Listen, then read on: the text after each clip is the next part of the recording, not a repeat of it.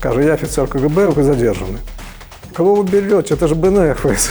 Як это так, что я со зняволеным на вы повинен размовлять? Вот западло. Горы экстази там лежали, супрацовники КДБ украли гэтыя лекі, а я взял и написал заяву.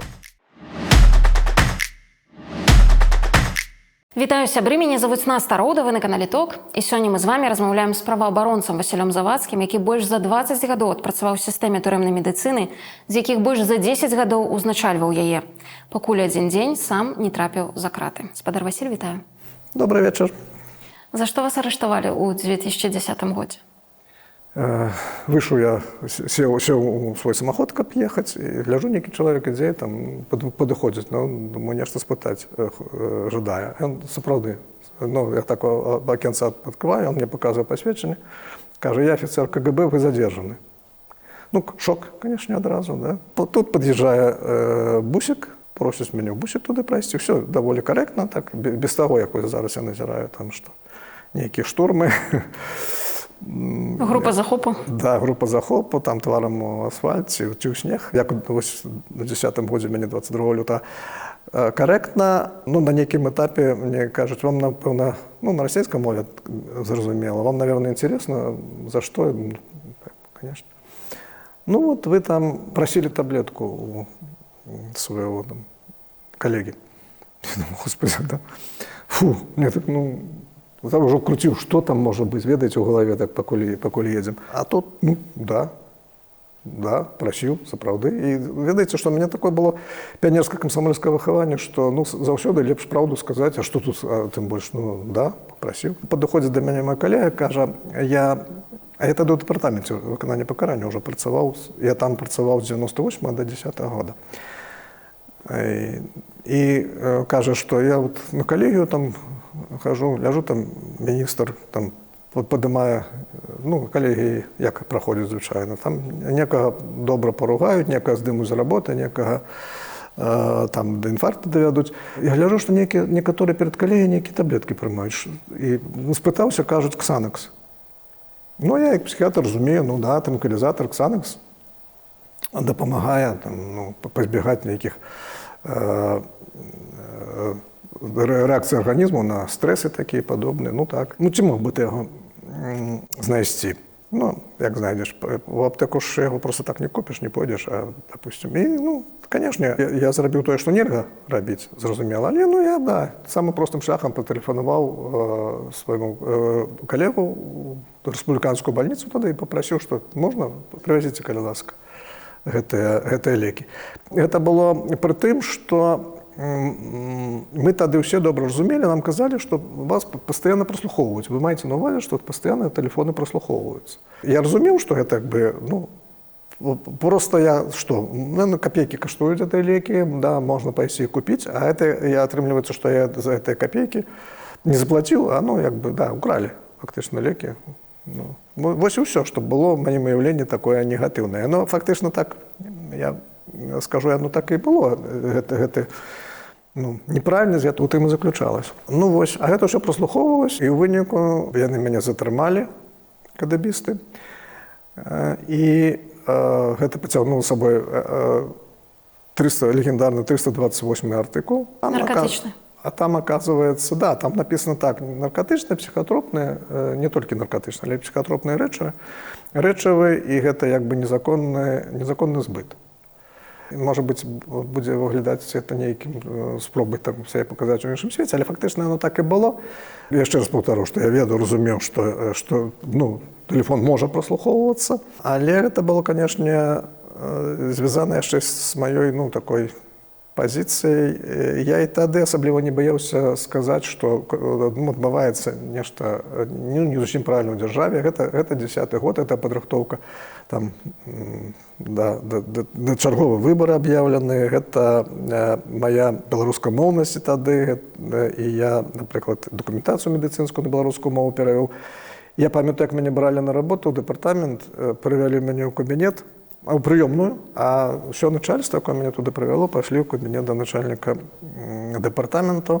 І я за дверей почув такі громке міркування, коли один з керівників, ну не один, а керівник тоді обласного управління Мінського, громко казал: «Кого вы берете? Это же БНФ на работу». Але тым не менш тады вось у 98 годзе это не перашкодзіла взять мяне на работу.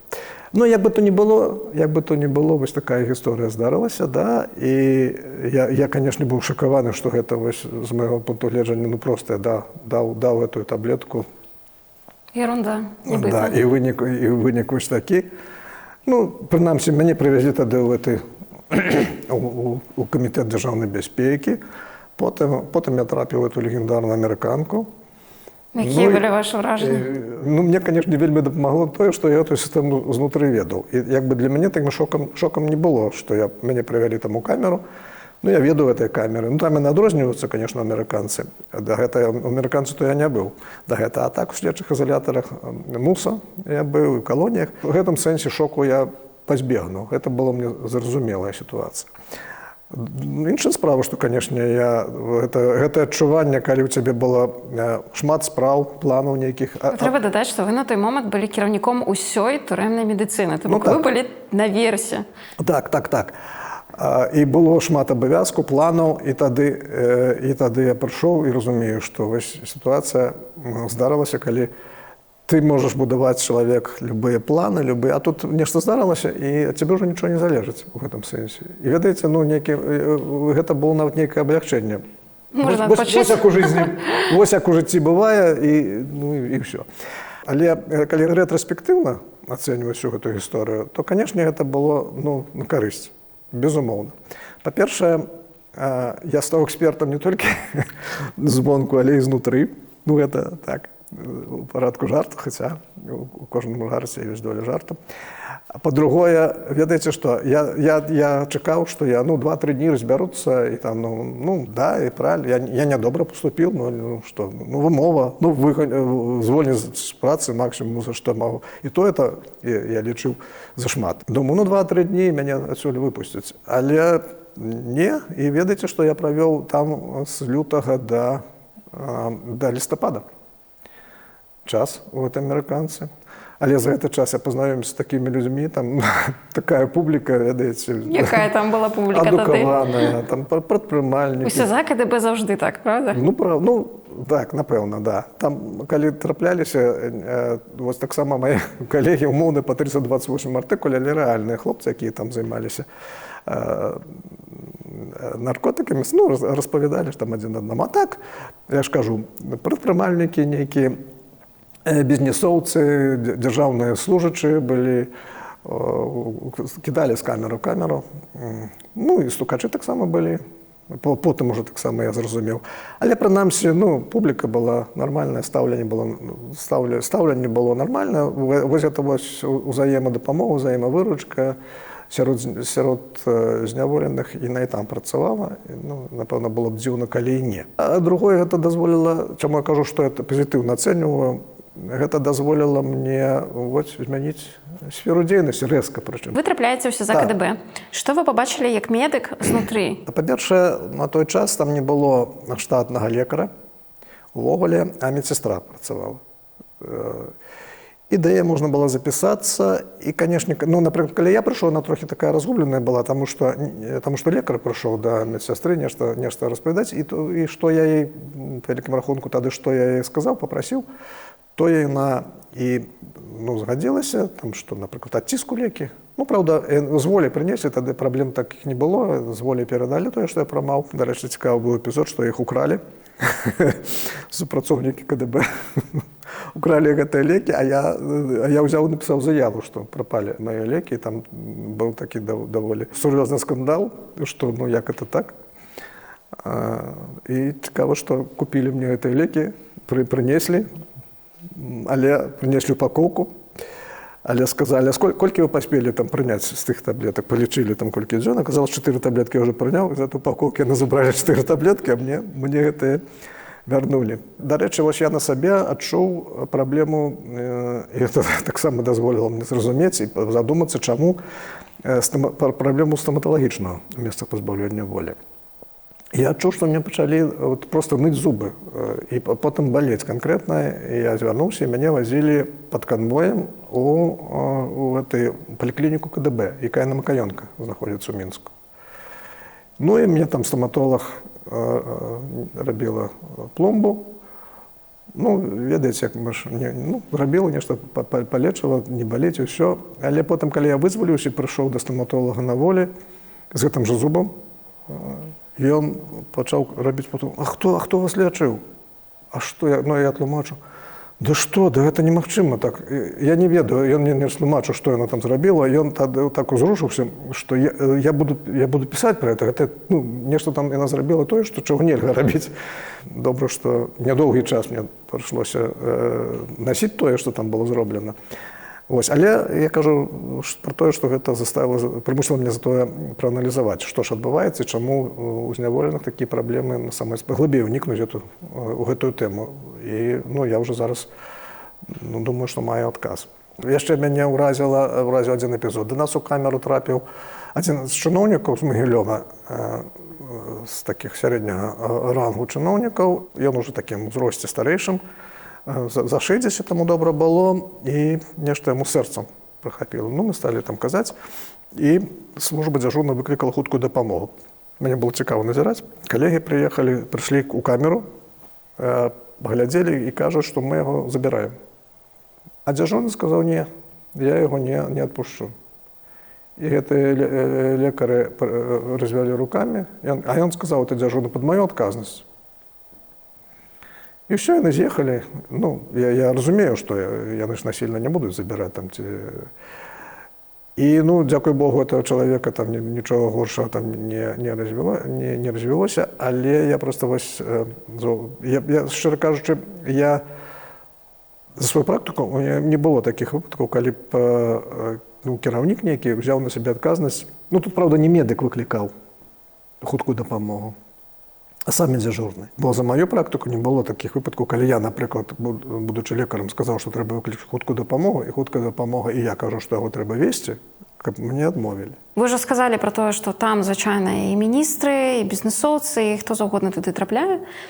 Вось як так атрымліваецца, што дагэтуль все гэтыя людзі вымушаныя выносіць парашу па лесвіцы, хадзіць так, в каналізацыю зліваць, што няма унітаза ў камерах. Што гэта такое ўвогуле? Просто здаецца, што гэта, я не знаю, каменнае стагоддзе. Ну так, прычым некаторыя камеры там ёсць з унітазамі. Правда, мне не пашанцавала, я не быў у такіх камерах, дзе тыя унітазы, так што з этой парашай добра знаёмы, да, і так. Ну гэта ж здзек проста з чалавечай годнасці. Канешне. На самой справе трэба, разумець сабе ўвогуле канструкцыю этой амерыканкі. Вельмі цікавая канструкцыя. Это па коле такая шайба такая, дзе пасярэдзіне адтулена, там уніз можна паглядзець. Яшчэ бліжэй уже да камер ходзяць ахоўнікі, глядзяць у вочкі, ходзяць там стукаюць, свісцяць. Это вельмі цікавая сістэма. Вось. Самі камеры, адпаведна, раз это круг, то да дзвярэй вузейшыя, да вакна, вакном это нават складана, там нейкі праём невялікі. З вентыляцыяй, конечно, сур'ёзная праблема, крыху шырэйшыя. То бок я хочу сказаць, што там для унітаза месца мала. І там зроблены 4 нары. З аднаго боку адна над адной, з другой боку адна над адной. А будавалася эта амерыканка, калі не памыляюся, яна там яшчэ да Другой сусветнай вайны. Тады канструявалася, іншыя былі тады падыходы, іншыя умовы, іншыя каштоўнасці, і агульны туалет, напрыклад, тады не лічыўся нечым такім агульнадасяжным. Неадпаведным. Сітуацыя, все ж таки грамадства мяняецца, да, і умовы мяняюцца, і тое, што сапраўды ў 21 стагоддзі, каб схадзіць у туалет, ты павінен ці прасіць грукацца, каб завядзіце мяне, пусціце мяне, завядзіце мяне ў той туалет, дзе можна, каб іншым тут, не тое, што нават паказаць нешта, а просто каб, пахеты ўсе, каб людзі не дыхалі. Канешне, гэта зусім жудасна, але так ёсць, то бок там нават месца малавата, калі паставіць нармальны унітаз, то адпаведна будзе, напэўна, менш месца будзе для таго, можа, тут адну нару трэба здымаць, ці увогуле там цясней яшчэ будзе цясней, бо часам яшчэ там і па 5 чалавеку падкладывалі, а зараз, наколькі я чуў, там могуць і ўвогуле экселяцу ў бочку, што называецца. Але першасна, калі будавалі, як распавядалі, там увогуле было па 2 чалавека ў камеры гэтай. І калі б так, то, ну, конечно, там можна і унітаз было б зрабіць, все, ну, але все шчыльней, шчыльней, шчыльней, все больше і больше людзей, і, адпаведна, там, ну, мала месцаў.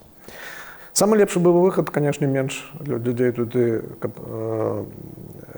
памяшчалі, таму што няма чаго там рабіць людзям, якія не зрабілі, там, не здзейснілі гвалтоўных, ці там уже, хай сабе не гвалтоўных, але вельмі цяжкіх злачынстваў. Як вы пераасэнсавалі сваё жыццё, калі апынуліся ў СІЗА? Няма больш беспраўнага чалавека у нас, у нашай дзяржаве, чым зняволены. Вось, і таму я прыйшоў да праваабароны.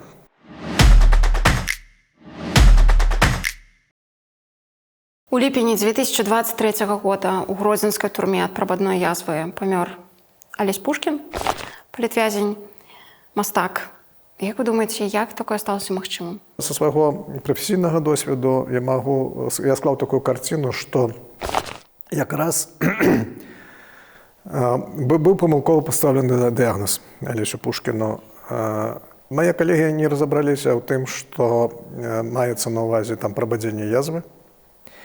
Лячылі яго ад, хутчэй за ўсё, ад якога-небудзь остеахандрозу, радыкуліту, вось такое. Таму што былі такія звесткі, што Алесь атрымліваў нейкія процізапаляльныя сродкі на кшталт ібупрафену, вось такое, абязбольваючыя сродкі, што, ну, прапісная ісціна медыцыны, гэта калі ёсць падазрэнне на нейкае вострае захворванне, востры жывот называецца, то, ну, нельга абязбольваць да таго, пакуль не будзе пастаўлены дыягназ, ці так гэта ёсць сапраўды вострая хірургічная паталогія, і тады лячэнне хірургічна-аператыўнае, і калі няма, тады можна ўжо абязбольваючыя сродкі. А па тым, што яму прызначаліся гэты сродкі абязбольваючыя, можна меркаваць, што гэта была памылка ў дыягназе. Чаму яна была здзейснена, гэта іншая справа. Мяне адказу няма на гэта, магу толькі меркаваць, але тут можна гадаць, і не будзем гадаць. І вось за гэтай памылкі быў упушчаны час. Мы не ведаем, у якіх акалічнасцях Алесь утрымліваўся, маю на ўвазе, ці адзін ён быў у камеры, ці не адзін. Звычайна, калі такое адбываецца, то іншыя зняволеныя звяртаюць увагу і там пачынаюць грукацца, патрабаваць, клікаць доктара, лекара, і гэта таксама дапамагае. Часам, калі ён быў адзін, то, канешне, гэта ускладняла сітуацыю. Да таго ж, ёсць такая інфармацыя, што Алесь сам пісаў канкрэтна час, указаў, у які ён адчуў боль гэтай рэзкі. І ён прасіў медыцынскай дапамогі, але лекар прыйшоў, даў мне нейкую таблетку. І гэта вот яшчэ раз пацвярджае маё меркаванне пра тое, што гэта была памылка ў дыягназе. Позна трапіў ён да хірургаў у стане ўжо, калі пачалася поліарганная недастатковасць, і не змаглі, на жаль, яго сэрца не вытрымала. Сапраўды, калі там у дыягназе напісана, што, напрыклад, сардэчна спынілася сэрца, прычына смерці, то, ну, гэта можна ў кожным выпадку пісаць. У выпадку кожнай смерці сэрца так ці інакш спыняецца. Але, ну, мой вывод такі, што гэта памылка маіх калег. Як вы думаеце, што магло адбыцца з яшчэ адным палітвязням Вітольдам Ашуркам, які, на жаль, таксама трагічна памёр у шклоўскай калоніі пры не зусім зразумелых абставінах, і афіцыйна паведамлялася, што нібыта хвароба сэрца стала прычынай ягонай смерці? Што датычыць Вітольда, тут інфармацыі больш на самой справе. Тады, калі памятаеце, следчы камітэт выклаў ролікі, відэа, дзе было паказана, як чалавек, так сказалі, што гэта Вітольд Ашурак, падае, і не адзін раз падае, і, ну, няма падстаў сумнявацца, што гэта Вітольд, паколькі раз паказалі. І, ну, значыць так, вось Вітольд якраз быў адзін у камеры, там, відаць, на гэтых роліках. Відаць тое, што ён, падышоўшы да туалета, падае, то бок, ці ён страціў прытомнасць, ці прынамсі яго такі эпізод быў, што так галава закружылася, што амаль што страціў, ён упаў, і потым кадры ўжо, калі яму нехта накладвае павязку. Чаму кажу нехта? Таму што, ну, там чалавек не ў белым халаце, але, ну, кажу, што гэта быў медыцынскі работнік, можна уявіць сабе, што фельчар это быў. І тут таксама я бяру на сябе смеласць сцвярджаць, што былі парушаны такія фундаментальныя патрабаванні медыцынскага кшталту. Лекар медыцынскі работнік меў магчымасць, адпаведна быў абавязаны Вітольда не аказваць яму дапамогу ў камеры, а забраць яго, перавесці ў медыцынскую часць. Па-першае, каб сабраць анамнез, і калі ён даведаўся, што чалавек падаў чамусьці, гэта ўжо абавязак разбірацца прычына. Адпаведна, это дадатковае абследаванне, які ясна, што немагчыма ў камеры ШЗА выконваць, і няма ніякай патрэбы ў гэтым. І другое, што калі медыцынскі работнік меў магчымасць, а ён меў, гэта ж не тое, што ў полі здарылася недзе там ці ў лесе, то ён павінен быў накладваць эту, апрацоўваць рану і накладваць павязку ў асептычных умовах. То бок у медыцынскай часці ёсць там перавязачны кабінет, ёсць і адпаведныя іншыя умовы. Ну, але галоўнае пра тое, што стан чалавека, стан Вітольда вымагаў назірання, як мінімум, а увогуле, канешне, разбірацца, у чым прычына гэта падзення. Калі, напрыклад, прыйшлі б да высновы, што хутчэй за ўсё такой высновы прыйшлі, калі б захацелі разбірацца, што магчымасці медыцынскай часці не дазваляюць высветліць, што там у яго здарылася, хутчэй за ўсё у галаве. Значыць, дадатковыя абследаванні, гэта, значыць, яго павінны былі вывезці ў клініку грамадзянскую для таго, каб абследаваць. Як бы там пра гэта казалі, што выклікалі хуткую дапамогу, але яна прыехала ўжо тады і вывазілі, і ў хуткай дапамозе памёр Вітольд. Хаця, калі нам паказвалі, напрыклад, ролікі пра тое, што ён падае, пра тое, што яму там аказваюць дапамогу, а то чамусьці роліку пра тое, што там яго вывазілі, ці хуткая дапамога праходзіла, не паказвалі. Але гэта таксама это не вельмі істотна. Да таго ж на тых роліках іх вывучалі там спецыялісты, і ёсць высновы пра тое, сапраўды, калі так прагледзецца, відаць, што там цёмна, потым, калі дапамогу аказваюць, яму ўжо прыйшлі, чалавек падае другі раз, там цёмна, а ўжо калі прыходзіць аказваць дапамогу, ўжо дзённае святло. То бок, ці наадварот, я ўжо зараз дэталёва не памятаю, але факт тое, што паміж там даволі вялікі прамежак часу відавочна прайшоў паміж таму, як ён другі раз упаў, і як яму ўжо тады аказваюць дапамогу. Так што тут моя выснова, што медыкі не выканалі такіх, яшчэ раз паўтару, элементарных, фундаментальных патрабаванняў. Ён павінен быў быць пасля ўжо першага эпізоду, Вітольда павінны былі забраць у медыцынскую часць. Яшчэ одно такое даволі жахлівае сведчанне з турмы, гэта тое, што ў Сцяпана Латыпава развілася цынга. Здаецца, мы пра такое, можа быць, толькі ў кнігах савецкіх палітвязняў чыталі, і, здаецца, проста нейкі жах. Такое магчыма ўвогуле ў умовах турэмных цяперашніх? Тут я крытычна стаўлюся да гэтай інфармацыі, не ведаю, хто такі дыягназ паставіў. Цынга – гэта ўжо такі запущенное проявление недохопу витамина С в организме, аскорбиновой кислоты. И мне складно уявить себе, я не то, что складно, не могу себе уявить, чтобы это в сучасных умовах отбылося. Это может быть при неких інших хворобах, там организм, коли, например, аскорбиновая кислота не засвоивается, але это, проявлялось іншими эпизодами. Гиповитаминоз может быть, конечно, и часто отбывается у зняволеных, нередко, але каб до такого стану, вот як, что называется, цинга, не ведаю, знову таки, хутчэй за ўсё, я думаю, что там размова ішла про якую-нибудь стоматологічную патологію, якая проявлялася подобными симптомами, але знову таки гадаць не буду, але цингу я як бы нават выключу. Мой анализ привёў до такой высновы, што комплекс фактараў існуе для зняволеных, якія робяць кальцый, патрэбу ў кальцыі, засваяльным кальцыі, больш высокую ў параўнанні з іншымі людзьмі. Па-першае, што недахоп святла, натуральнага святла, недахоп руху і недахоп зеляніны. Першыя два фактары, гэта якія спрыяюць засваянню кальцыя, трэці фактар зеляніна я маю на ўвазе, іншыя харчовыя, іншыя прадукты, якія ўтрымліваюць кальцый засваяльны. Асабліва гэта, канешне, для следчых ізалятараў характэрна, таму што там якраз і святла зусім мала, і руху зусім мала. У калоніях крыху прасцей з гэтым, хаця таксама ёсць праблемы. то вось і ўсё гэта прыводзіць да таго, што кальцыя мала і гэта праяўляецца такімі праблемамі найперш з зубамі, але гэта ўвогуле так можна сабе ўявіць для касцявой сістэмы.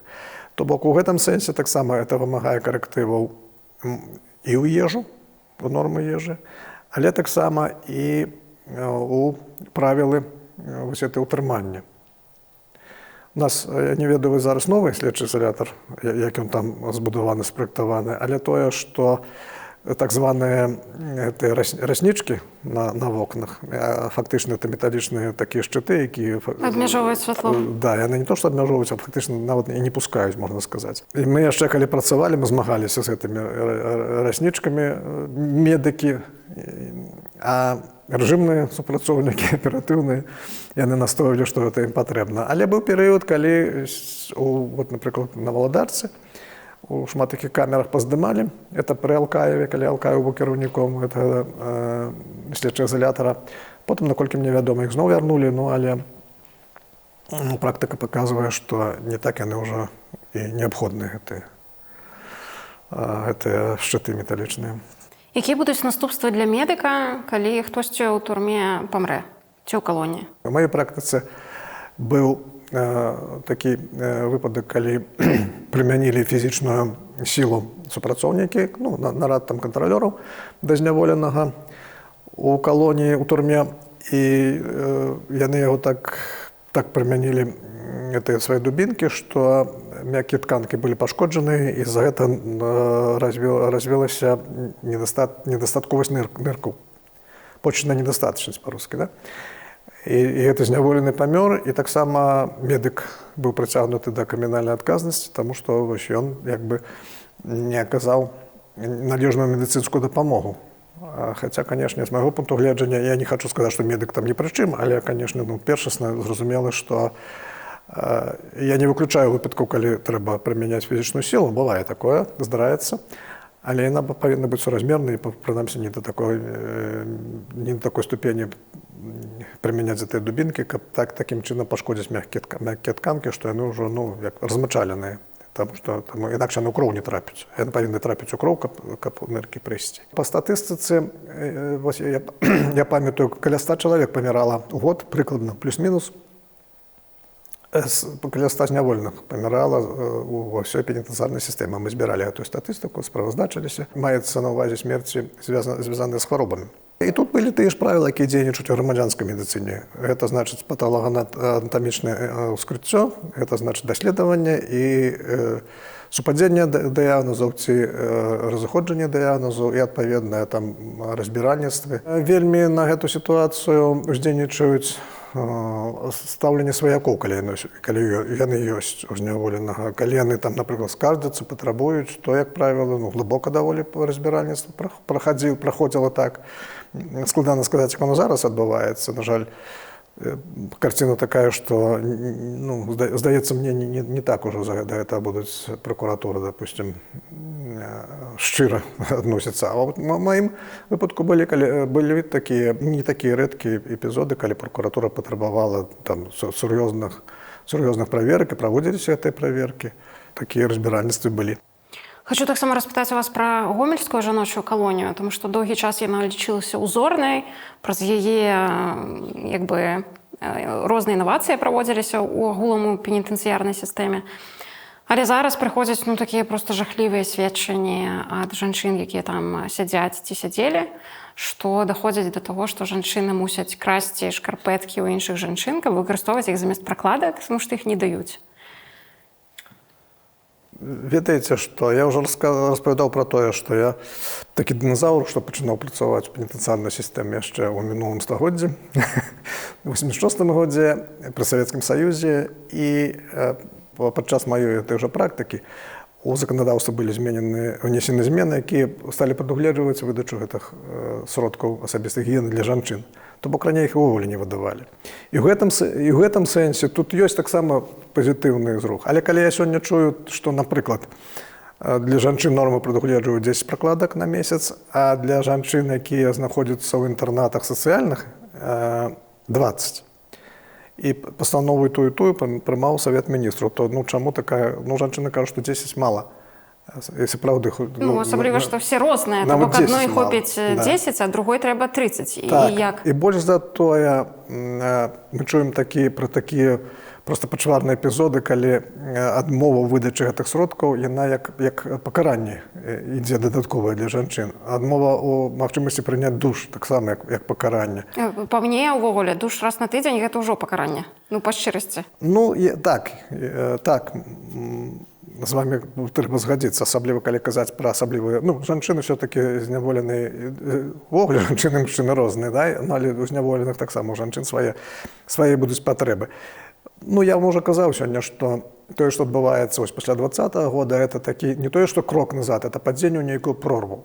І это, на жаль, сапраўды гэтыя роспаведы, яны, я магу толькі развесці рукамі і здзівіцца, і вельмі шкадаваць, што так адбываецца. Таму што я памятаю, калі мы былі ў той жа 4-й калоніі, прыязджалі, то там, калі была адна ці дзве зняволеных у ШЗА, калі зняволеная жанчына трапляла ў ШЗА, то гэта такое ЧП. А сёння налева-направа жанчыны трапляюць у зняволенне. Каб 411 артыкул супраць жанчыны ўзбудзілі, гэта ўвогуле нонсенс. Сёння таксама гэта адбываецца. Трэба разумець, гэта проста такая ілюстрацыя, што адбываецца ў нашай краіне. Мы ўжо з вами таксама казалі пра тое, што стаўленне да зняволеных, у тым ліку, это паказчык таго, што паказчык развіцця або стану ў краіне. Вось ён паказчык, куды ўжо ярчэй і лепш, што можа лепш сведчыць пра тое, што адбываецца ў нашай краіне. Сябры, стаўце лайкі, каб больш беларусаў змаглі пабачыць нашы гутаркі ток. Нагадаю, што нас таксама можна падтрымаць рублём проста на Ютубе пад гэтым відэа, націснуўшы на кнопку «Супер, дзякуй». Мы будзем вам за гэта вельмі ўдзячныя. І дзякуй, што вы з намі. Вашым былому паплечніку Міколу Туховічу далі 25 гадоў зняволення па крымінальнай справе за падпал міліцэйскай машыны дома. Гэта найбольшы тэрмін, які магчымы. А раскажыце, як вы ўвогуле з Міколам пазнаёміліся? Ведаеце, гэта было таксама, можа, у 2006-2007 годзе, калі ён атрымаў галадоўку, даволі сур'ёзна, ён увогуле такі чалавек з характарам. Гэта не першы выпадак, калі людзі зняволеныя трымаюць галадоўку, і трымаюць сапраўды доўга, і сапраўды трымаюць. Я працаваў у дэпартаменце, а ён трапіў тады ў рэспубліканскі шпіталь для зняволеных на Кальварыйскай. І я проста адмыслова паехаў туды, каб не тое, што гаварыць, але расказаць вам пра тое, што лепш яму спыніць эту галадоўку. І я яму тады сказаў сапраўды, што ты можаш памерці. Вы на вы, і са зняволенымі на вы, але дадзены выпадку з Міколам потым сталі бліжэй на ты.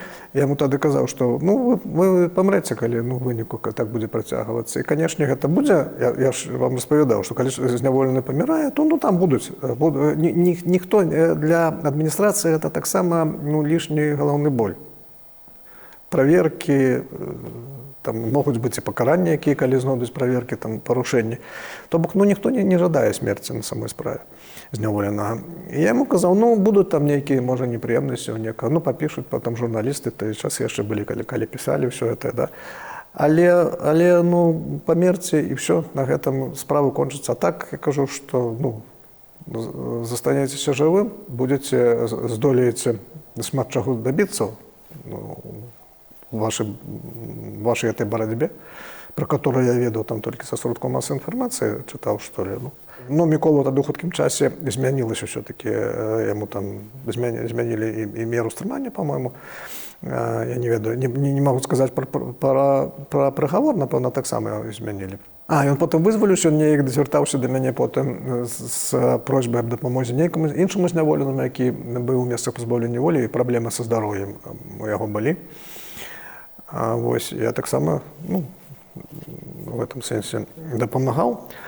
А потым, калі ўжо Мікола чарговы раз трапіў у зняволенне, а я тады ўжо быў таксама не працаваў у дэпартаменце, значыць, это было пасля 10-го года, я яму ўзяў, адправіў віншаванне, не памятаю, ці з Новым годам, ці то з днём нараджэння, у гарадзенскую турму тады, паштовачку, а ён мне адказ ліст прыслаў, перапісвацца пачалі, і я яму тады лекі таксама дасылаў туды. Я ўжо калі ён тады вызваліўся, мы з ім сустрэліся, і тады, дарэчы, яго была такая прапанова, што давай мы, ну, трэба займацца правамі зняволеных. Это было такое, ну, падштурхнула да стварэння установы. Мы тады стварылі, ну, менавіта установу, а заснавальнік установы можа быць адзін, і я ім стаўся заснавальнікам этой установы, але стваралі мы яе, ну, ідэя спявала сумесна з Міколом Аўтуховічам. Для мяне было шмат у чым адкрыццё, калі я, вось, кажу, правы чалавека вывучаў, і для мяне стала зразумела, што у сістэме там ніхто увогуле нікога не вучыць, ні медыкаў, ну, нікога. І большасць проста не маюць сабе, не уяўляюць сабе, што у чалавека ёсць там, і у зняволенага ёсць правы неад'емныя, што там, ну, што гэта вот праца, напрыклад, асобная тэма у зняволенні, это прымусовая ў асноўным праца, што там, а то і рабская у некаторым сэнсе, што зняволены мае шэраг іншых правоў, якія там на асабістую нейкую вольнасць, на той, што зараз тады было складана сабе уявіць, увогуле для мяне было шокам, калі я пабачыў гэтае, што зараз адбываецца, што там перапіскі пазбаўляюцца, што адвакату нельга трапіць, што гэта рэжым інкамунікада. Ну, тады немагчыма было сабе уявіць.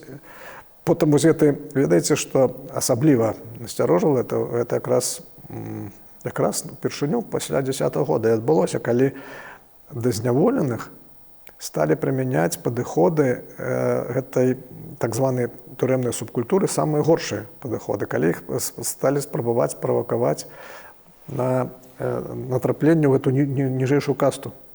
Нізкі статус. Так, і ведаеце, я калі пабачыў гэта, вся моя папярэдняя праца, я назіраў якраз не тое, што такое ж выразнае змаганне было ў кіраўніцтве в пенітэнцыярнай сістэме, але, ну, дапусціць такую нават думку, што супрацоўнік будзе выкарыстоўваць вось такія метады, гэта было немагчыма сабе. Патроху змагаліся паціху, і ў гэтым накірунку таксама рух быў нармальны, правільны, таму што я... Выкараніць гэтую практыку. Так, выкараніць гэтую практыку. Просто гэта не так проста зрабіць на самой справе. Ну, мы ж ведаем, што менталітэт у людзей змяніць это самае складанае, а ў зняволеных свой менталітэт сфарміраваўся ў гэтай сферы. То бок супраціўляліся тыя, хто сядзелі? Так, я прысутнічаў, напрыклад, калі вот у Новасадах як працаваў, што там сабраліся гэтыя так званыя аўтарытэты крымінальныя, і там ультыматум адміністрацыі, што у пакрыўджаных павінны быць там асобныя міскі. А каб іх не паблытаць, значыць, трэба іх прасвердраваць дзюркі. Ну, хай сабе не ўнізе там, хаця і гэта рабілі лыжкі. У некаторых месцах, ну, у літаратуры можна знайсці лыжкі, выдаваліся з дзюркай пасярэдзіне, і вот як этой лыжкай можа чалавек есці. І тады адміністрацыя, ну, это было, ведаеце, што гэта магло пацягнуць за сабой бунт у калоніі. А на пачатку 90-х, якраз тады, дарэчы, это, напэўна, канец 80-х быў, калі пачатак 90-х, зараз добра не памятаю, калі бунт быў у 7-й калоніі ў Мінску. І проста пасля того эта 7-я калонія была зачыненая. І якраз вот пачатак 90-х, это такі, ну, перыяд, калі ўсё было дастаткова пагрозліва, і каб разруліць эту сітуацыю, трэба было, ну, і адпаведная нават мужнасць з боку прадстаўнікоў адміністрацыі, настойлівасць і нейкія такія дзеянні адмысловыя. Ну, яны гэта зрабілі, не пайшлі на гэтае патрабаванне, і ўсё там нармальна завяршылася.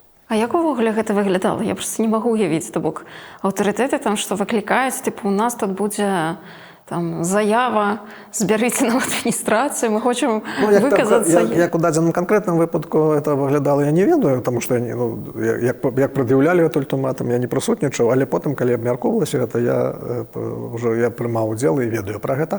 Але магу сабе ўявіць, што, ну, вы ж ведаеце гэту гісторыю, што зоны чорныя, зоны чырвоныя. То бок быў перыяд, калі, ну, зоны былі чорныя, так званыя, усе беларускія, а потым, я ўжо сказаў, такая палітыка стала правадзіцца развенчванне аўтарытэтаў, і, адпаведна, зоны пачырванелі. Дарэчы, многія зняволеныя самі казалі, што, ну, ёсць аддзяленне Основная категория – это так званыя мужики в зонах. І я сам чуў, што мужикам, маўляў, лепш, калі там кіруюць аўтарытэты, чым калі зона чырвоная кіруе адміністрацыя. Мужики гэта звычайныя зняволеныя. Да, якія То бок працуюць яны там на акурат- вытворчасць, якія робяць, якія там, не парушаюць, як правіла, калі парушаюць там па нейкім дробязям, прынамсі, не перашкаджаюць ні адміністрацыя, ні там так званым аўтарытэтам. Сёння, дарэчы, вся эта барацьба яна прывяла з аўтарытэтамі, яна прывяла да такой таксама такой кісялю такога, ці як бульону такого, калі на самой справе сталі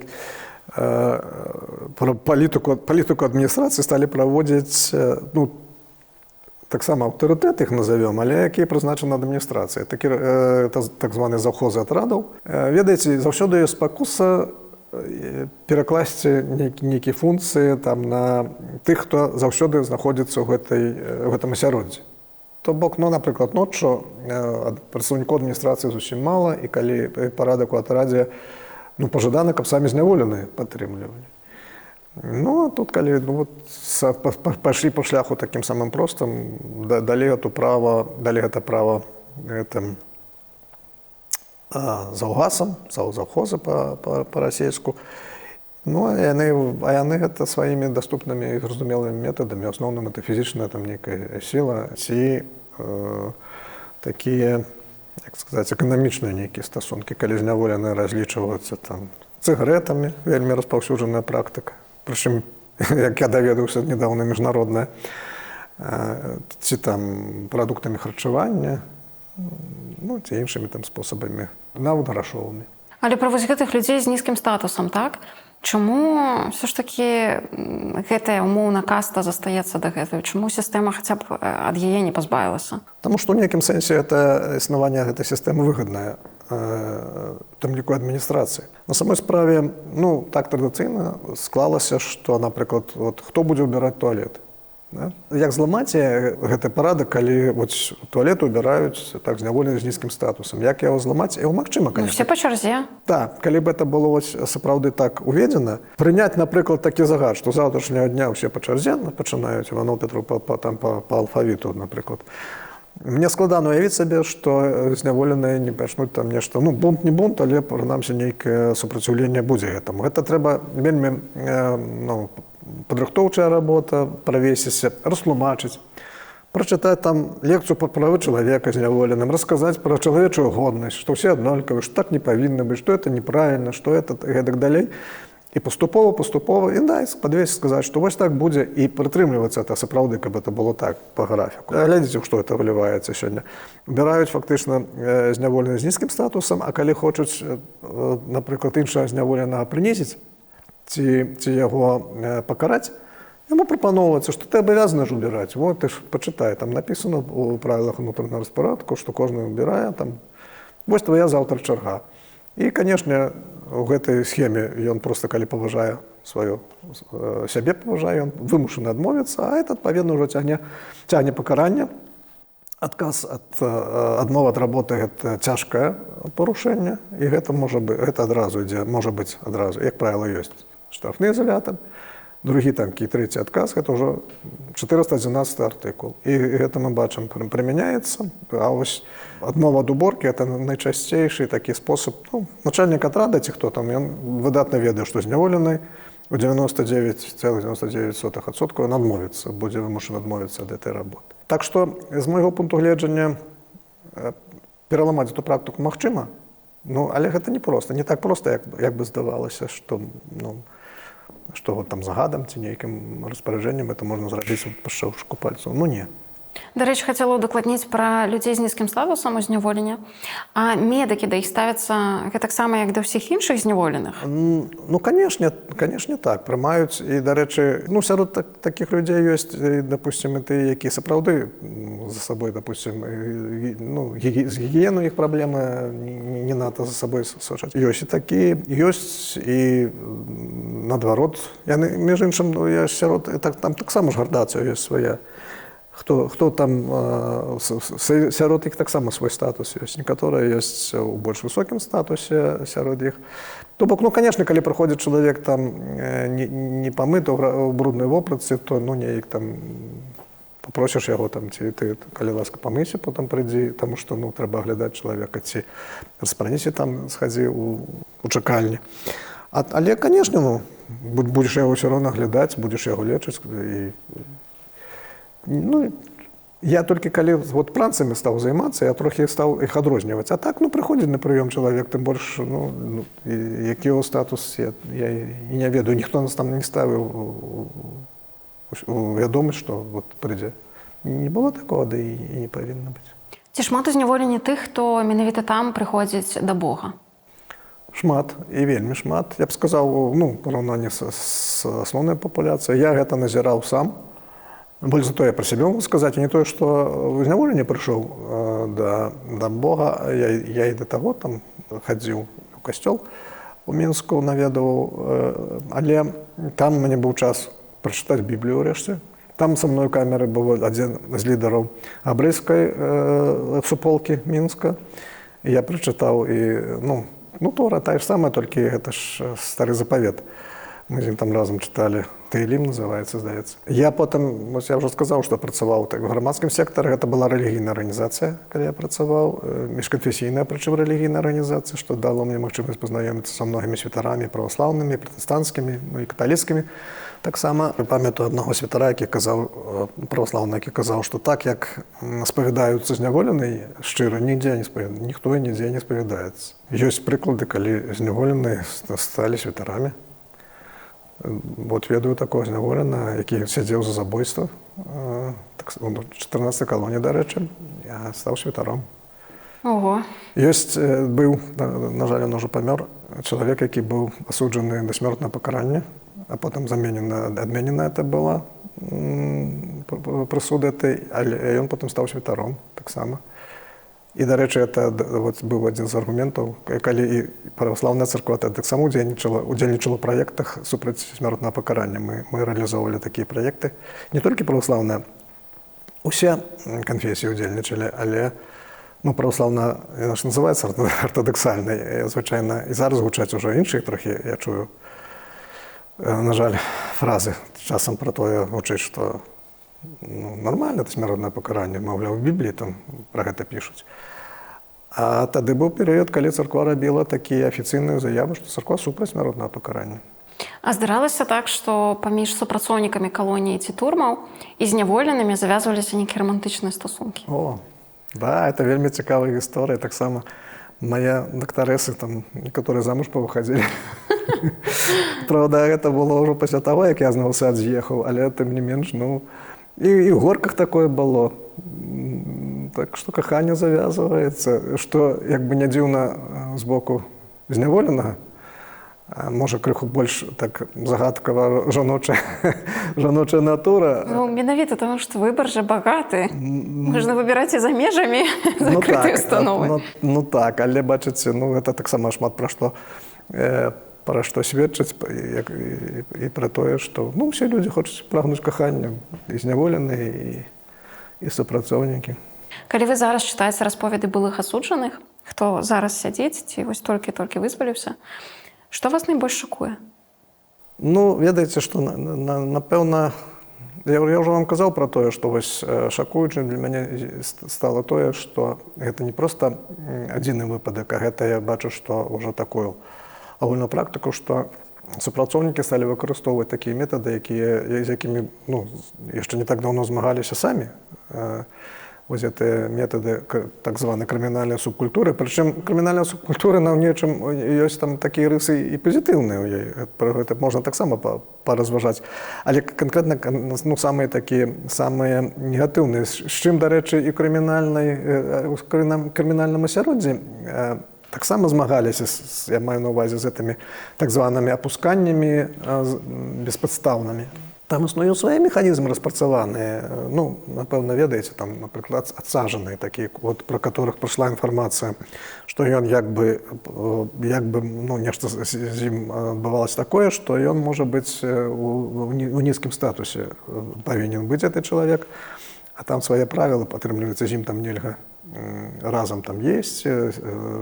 Ну, размаўляць-то можна, але ну, нічога там не ад яго браць нельга. І калі нехта так зробіць будзе, стасункі такія мець, то ён сам рызыкуе трапіць у гэта асяроддзе. І таму гэта людзі вот адсаджаныя, пакуль там будуць разбірацца нейкія структуры ўнутры сярод зняволеных, то гэты чалавек у гэтым статусе будзе знаходзіцца. І, на жаль, вось я ведаю пра тое, што шмат, ну не шмат, але вот палізняволены ў адносінах, да якіх такія правакацыі адбываюцца з боку адміністрацыі, як правіла. Яны якраз нярэдка ў такім статусе і знаходзяцца. Канешне, вось гэта на перш шакуе. Я б сказаў яшчэ, што мяне заўсёды, я, канешне, з асаблівай увагай слухаю навіны, як медыкі сябе вядуць. І калі мяне задаюць такія пытанні, ну і журналісты тым ліку задавалі, што ўсё ж такі вот, ну, медыкі там такія-сякія выконваюць у гэтым сэнсе. Мне Кабанаў расказваў пра тое, што ён бачыў медыкаў з садысцкімі схільнасцямі. Ну, вось так. І сёння, напрыклад, прагучала на канферэнцыі пра тое, што як бы у медчасці там ляжыць спіс палізняволеных, і значыць ім нельга там вызваленне ад работы даваць гэтым палізняволеным. Канкрэтных такіх прыкладаў я вот, не чуў, каб мне нехта сказаў, што да, вот са мной быў такі выпадак, і вось гэты там чалавек мне, ну так, для мяне паставіўся так, таму што я канкрэтна палізняволены. Я вельмі спадзяюся, што такога і няма. Ну, але ну, прыкра, калі здараюцца трагічныя выпадкі, і калі я бачу канкрэтна, што да, там ёсць, ну, з майго пункту гледжання дадам такую фразу, таму што упэўнены мы можам казаць, що ж такі, калі будуць там даступныя для вывучэння ўсе дакументы, і сведкі і гэтак далей, але вось трагічныя выпадкі, якія адбыліся з шэрагам зняволеных, палізняволеных, маю на ўвазе смерці. Я ў свой час, дарэчы, калі толькі пачынаў працаваць, я вам уже расказаў пра вот, якія змены ў не адбываліся, я для сябе выпрацаў такую пару-тройку такіх аксіом. Адна з іх такая, што лепш я 10 сімулянтаў прызнаю хворымі, чым я аднаго здаровага аб'яўлю сімулянт. І яшчэ такая, што прэзумпцыя сумленнасці. Я зняволена так казаў. Я застаў той перыяд, я ўжо распавядаў, калі на пачатку 90-х вельмі змены вялікі адбываліся, у тым ліку тая змена, што вярнуліся зняволеныя з Расіі, якія там былі на лесапавале, я ўжо казаў пра гэта. І яны прывезлі з сабой эпідэмію сіфіліса. І тады проста вось масава, там дзесяткі, сотні, у тых навасадах, дзе я працаваў, сотні людзей захварэлі на пранцы. А каб перарваць гэты ланцуг, трэба, ну, кантакты ведаць. Палавым шляхам распаўсюджваўся сіфіліс.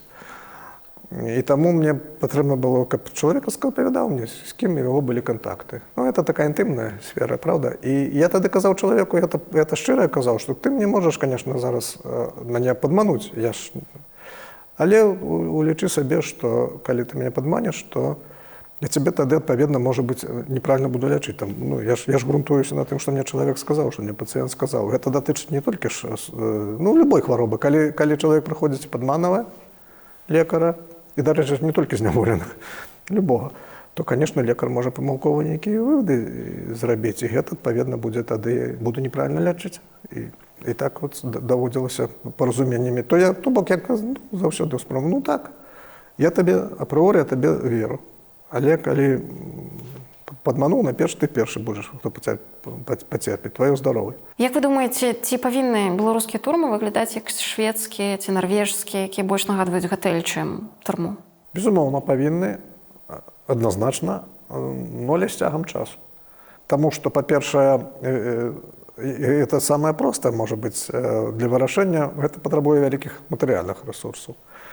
Напрыклад, мы на мінулым тыдні наведалі эстонскія турмы, паглядзелі. Там ёсць турма закінутая, куды можна экскурсію зрабіць, там за невялікую суму прайсціся па гэтых памяшканнях закінутай турмы, разбураная, там шмат памяшканняў. І на што звярнулі ўвагу, я ўжо чалавек, які дасведчаны, я кажу калегам, што глядзіце, это пабудаванае не так даўно, адносна не так даўно, можа 80-е гады, можа нават 90-е, ну, хоча за ўсё 80-е гады. То бок, гэта не турма, як у нас некаторыя ёсць яшчэ там з кацярынінскіх часоў. Але яе закинули, и она разбураецца, мы прайшлі, я гляжу, што, напэўна, вот это была медыцынская часть. Вот прыйшлі, не напэўна, канкрэтна відаць, што это была комната спаткання, там яшчэ захавались тэлефоны нават гэтыя. Штрафны изолятор. Вокны стаяць драўляныя шклопакеты. То бок, такія зробленыя яшчэ больш-менш сучасныя. Але яе не сталі пераробліваць, яе проста кінулі і пабудавалі новую. Таму што з той зрабіць сучасную турму просто немагчыма. Это танней пабудаваць новую. Хоць это і патрабуе грошай. Яшчэ, конечно, больш складана змяніць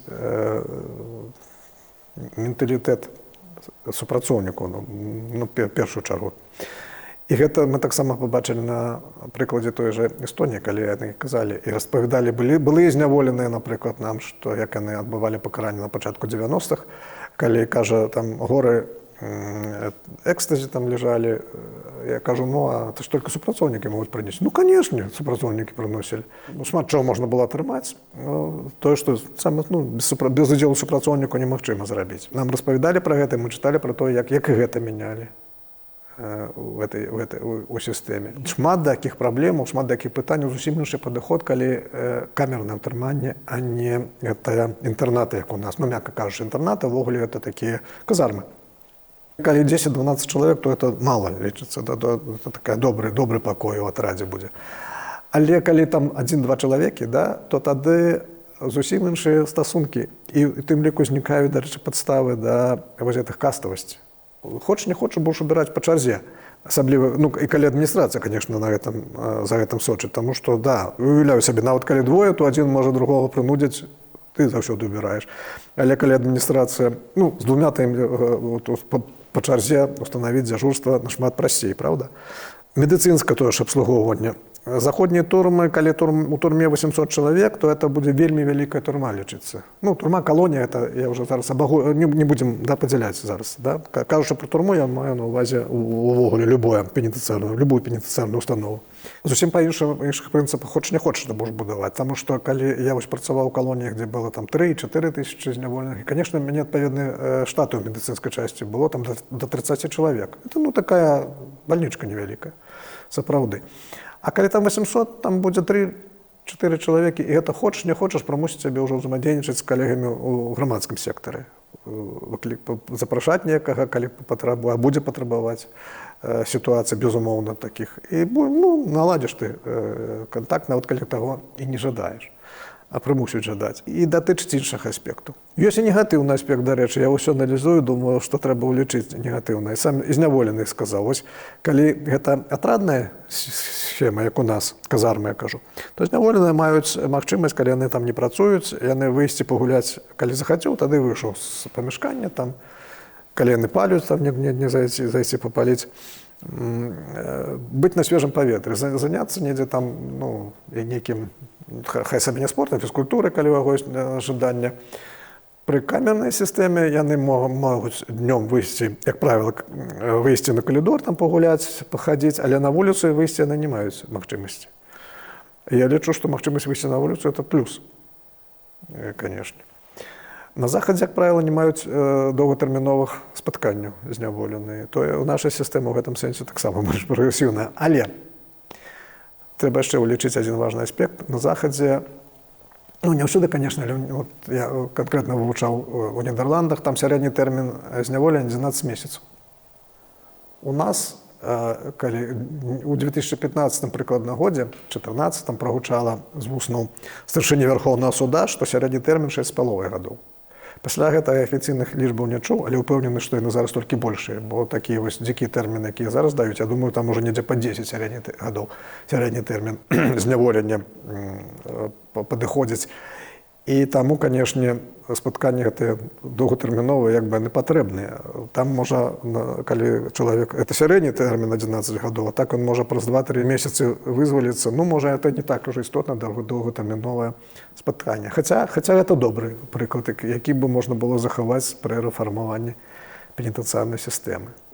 Як вы думаеце, калі грамадства наша дойдзе да той ступені, калі ў ім будуць магчымыя такія турмы, як у Нарвегіі?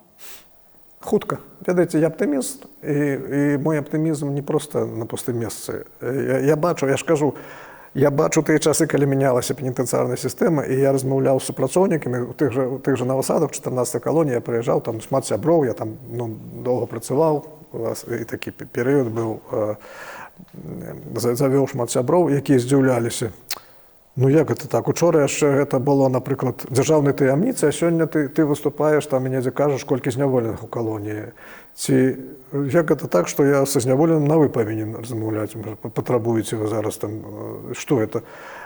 Але і размаўлялі, і ведаеце, што людзі, нашы людзі, яны паслухмяныя, законна паслухмяныя на самой справе. І калі нейкія змены, прычым змены адбываюцца, якія, тлумачуцца, не проста так, што бздуру нейкую прыдумалі, як зараз адбываецца, то людзі прымаюць і нармальна да гэтага ставяцца. Таму, канешне, найперш у грамадстве павінны быць перамены сур'ёзныя адбыцца. Бо калі зняволены стане жыць лепш, чым які здзейсніў злачынства, які там украў умоўную бабулі ежу, а ён потым жыве лепш, чым гэтая бабуля, гэта будзе выклікаць у грамадстве таксама непаразуменне, і яно апраўданае.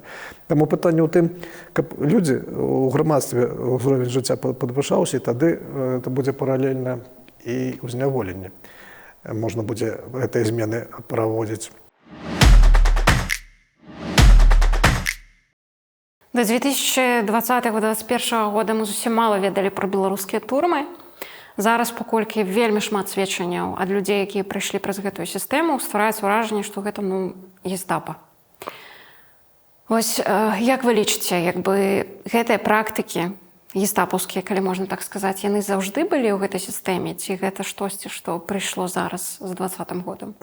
Ведаеце, што эпізоды такога, стаўлення да прыніжэння людзей, там, беспастаўных нейкіх пакаранняў, яны здараліся раней. І чаму мы і заснавалі гэту установу, пра якую мы кажам, таму што мы бачылі гэта, бачылі неабходнасць мяняць гэтую сітуацыю і адчувалі, што нешта магчыма зрабіць у гэтым сэнсе.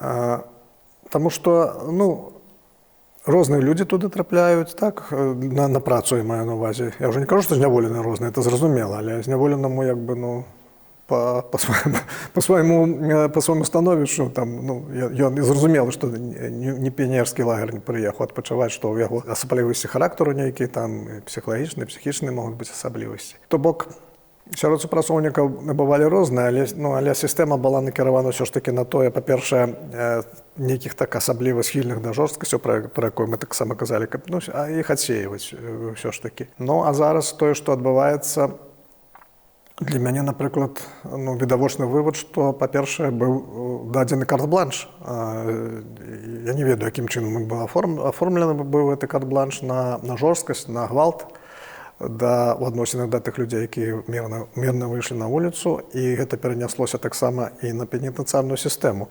Ёсць нейкія указанні на жорсткае, асабліва жорсткае стаўленне. І гэта, складана сабе ўявіць, напрыклад, што тыя прыклады, якія сёння ўжо казалі пра тое, што там адказ у гігіенічных нейкіх працэдурах, адмова як пакараннем. Ці памыць бялізну, гэта як пакаранне, ці атрымаць там сродкі гігіены, гэта можа быць як пакаранне. Павінна быць наадварот. Не пакаранне, хаця б заўвага, калі чалавек там не... І ствараць умовы, канешне, гэта логіка ўся на гэта накіравана патрабуе. То бок тое, што сёння адбываецца, здаровы сэнс не укладаецца. Мой працоўны досвед паказвае пра тое, што адміністрацыя, як правіла, і не зацікаўлена да такога ўжо ціску, да такіх дурных навядзенняў правілаў. Ідзе патрабаванне такое, канешне, звонку. Дрэнна, што оно выконваецца. Але я бачу ў гэтым пазітыў, не ў гэтым, а пазітыў у шэрагу інфармацыі, якая паступае. На жаль, не магу распавесці, каб не перашкодзіць, а тут скажуць, ага, у вас там недзе яшчэ нармальна ставіцца. Таму проста скажу, што ёсць нармальная інфармацыя, што нармальна ставіцца да людзей. Але, канешне, это негатыўныя прыклады, па-першае, яны прыцягваюць увагу, па-другое, вельмі прыкра, што яны на самой справе існуюць. Кажучы пра вось гэтую чалавечую жорсткасць, нейкую прыроду чалавечую, хочацца ўзгадаць 2020 год, таму што тады, пасля разгонаў з сілавікамі пратэстаў, многія людзі не маглі паверыць, што гэта беларусы рабілі. Таму пайшлі такія чуткі, што нібыта расейцы прыехалі, і гэта яны дубасілі людзей, так, таму што не маглі сваіх так біць. І ведаеце, такое больш філасофскае, напэўна, пытанне, як бы, няўжо зло настолькі банальнае? Давно сказано людьми, что дурное дело не хитрое. При таких збегу акалічнасцяў, калі ствараюцца адпаведныя умовы, нярэдка зло праяўляецца. А калі яно што хваляецца некім, то, конечно, ствараюцца умовы, калі яно расце і прымнажаецца. Але тут таксама, я б сказаў, дзякуй Богу, цывілізацыйна і аб'ектыўна. Гэта, такі тупіковы накірунак развіцця, і эвалюцыя адбраковвае такія шляхі. Гэта патрабуе часу, калі казаць пра эвалюцыю, то ўвогуле доўгая гісторыя. Я б сказаў, гэта не характэрныя такія праявы, а ўсё ж такі эксцэсы. Чалавеку выгадна ўвогуле, калі разабрацца, глыбока паглядзець, выгадна, калі другому добра. Не толькі табе, калі іншаму добра. І эканамічна, і ў фізічным плане выжывання, напрыклад, выгадна, калі лепш усім вакол цябе. Галоўныя рэсурсы любой дзяржавы, не толькі беларускай, любой дзяржавы, гэта ўсё ж такі людзі. І гэта тое, што тут закладзена. Не нейка нафта, не газ, не калій на самой справе. Рана ці позна развіццё прывядзе да разумення гэта і на вышэйшым узроўні. Іншая справа, што на гэта патрэбны час, і калі гэта здзейсніцца, складана сказаць. Ці дажыву я, напрыклад, умоўна кажучы, ці любы да гэтага, але можна быць аптымістам у тым сэнсе, што это ўсё роўна здзейсніцца. Пуцін у Расіі фактычна забіў Навальнага ў зняволенні. У Беларусі, на шчасце, мы пра такія метады пакуль што, дзякуй Богу, не ведаем, але мы ў той жа самы час, амаль 2 гады, нічога не ведаем пра Ціхноўскага, пра Статкевіча, так, пра іншых лідараў апазіцыі, якія знаходзяцца ў поўным рэжыме інкамунікада. І ўзнікае пытанне, ці можа ў нейкі момант рэжым дайсці да метадаў расійскіх? Мне адказу няма на гэта пытанне такого канкрэтнага, так ці не, а гадаць я б не хацеў. Адзінае, што я хочу сказаць, што я думаю, дзякуй Богу, што няма такіх, няма выгады ў гэтым для рэжыму большай, чым, можа быць, ён будзе мець негатыўных наступстваў. Таму што сёння, як бы то ні было, рэжым наш беларускі, ён вельмі непакоіцца пра свой імідж. Ён імкнецца ўсё паказаць, што глядзіце, як у нас добра, там, як прыгожа мы жывём, і гэтыя ўсе рэзанансныя выпадкі са смерцямі зняволеных, з нейкімі іншымі сітуацыямі. Я б так сказаў, што ён імкнецца пазбегаць такіх выпадкаў. І мне здаецца, што якраз сведчанне таму, што некаторых вызваляюць вязняў, і прычым гэта ж афіцыйная прапаганда кажа пра тое, што сярод вязняў там цяжка хворыя, людзі з інваліднасцю і гэтак далей. Праўда, трэба лічыць, што новых набіраюць на іх месцы яшчэ больш. І таму я думаю, што, і спадзяюся на гэта, і мяркую, што няма ў гэтым вялікай карысці для прадстаўнікоў рэжыма, каб з нейкім такія рахункі зводзяць. Разам з тым, сапраўды, эта сітуацыя інкамунікада, мы ж нават не ведаем, ці жывыя. Я спадзяюся, што яны, канешне, жывыя, і вельмі хацеў бы спадзявацца, што і... Дзякуй Богу, Калеснікаву хоць нядаўна паказалі. Так, але я проста не магу сабе ўявіць, што перашкаджае, хто я самае зрабіць. Няхай сабе не паказаць, але хаця б лісты дазволяць атрымліваць людзям. І гэта вось яшчэ адна для мяне проста незразумелая сітуацыя, калі відавочна, нахабна парушаюцца ўласныя правілы таго ж унутранага распарадку, законы, якія дазваляюць зняволеным атрымліваць і весці перапіску, і атрымліваць лісты, і адпраўляць лісты. І што тут робіць пракуратура? Што яна робіць? Зарабляе сабе, я так думаю, падставы для далейшых разбіральніцтваў, таму што я ў гэтым упэўнены, усе людзі, якія парушаюць законы, яны будуць несці за гэта адказнасць. Як вы думаеце, ці застаюцца яшчэ ў пенітэнцыярнай сістэме людзі, для якіх закон вышэй, чым загад? Я не то што думаю, я ведаю, што такія людзі ёсць, і дзякуй Богу сярод маіх калег, у тым ліку і сярод супрацоўнікаў. І таму ёсць некаторыя пацверджанні. Не заўсёды пра гэта можна, на жаль, сказаць, таму што я слухаю разважанне, жанчыны сёння распавядаюць, якіх умовах ім прыходзілася адбываць пакаранні, які там называюць некаторыя прозвішчы людзей, які асабліва там дрэнна ставяцца, жорстка ставяцца да зняволеных. І я сабе так задаю пытанне, няўжо ж не было такіх, которые нормально ставіліся. Былі такія, яны кажуць, але ну, я разумею, што нават чалавеку там яўна праявіць сваю там нейкую эмпатыю, ён можа цярпець, можа здарыцца тое, што не будзе далей там працаваць. Так што людзі, ну просто хаця б выконваюць свае абавязкі так, як это патрабуе закон, і іх это абавязкі. Дадзеным выпадку пра медыкаў мы ўсе ведаем, што это такая асаблівая прафесія. То бок такія людзі ёсць, я ў гэтым упэўнены. Кожны павінен так. Вот у тым праблема, што ну, далёка не кожны такую гэта робіць, это выконвае. Як вы думаеце, якім павінен быць працэс такога грамадскага прымірэння? Прымірэнне адбудзецца тады, калі будуць прызнаныя памылкі, будуць прызнаныя злачынствы, калі вінаватыя не проста папросяць прабачэння, а панясуць пакаранне тых, хто парушаў закон, тады можна казаць пра грамадскае прымірэнне ўвогуле ў грамадстве. Бо адзін другого чалавека, канешне, павінен дараваць, але гэта ўжо так індывідуальныя зносіны. Адзін з такіх пастулатаў найважнейшых – это даруй другому, калі хочаш, каб даравалі табе. Гэта не значыць, што дараваць забойцу ці дараваць таму, хто гвалт рабіў. То бок дараваць усё роўна трэба, але пасля таго, як чалавек сам ці зразумееце, прынамсі, у грамадстве будзе такая, сфарміруецца такое разуменне, што ну так, што зло пакарана ўрэшце рэшт. І створаны механізмы, каб яно не паўтаралася. Гэта вельмі таксама істотны момант. Як чалавеку, які працуе ў пенітэнцыярнай сістэме, застацца чалавекам? Адказ просты, я б сказаў. Заставацца менавіта чалавекам, бачачы чалавека ў зняволеным, з якім ты працуеш, сам разумееш, што ты такі ж чалавек. І першаснае разуменне павінна быць тое, пра што можа не адзін раз сёння, пра што я, прынамсі, сёння ўзгадваў, пра тое, што кожны мае годнасць толькі фактам свайго нараджэння. Кожны. А сітуацыя ў жыцці такая, народная мудрасць.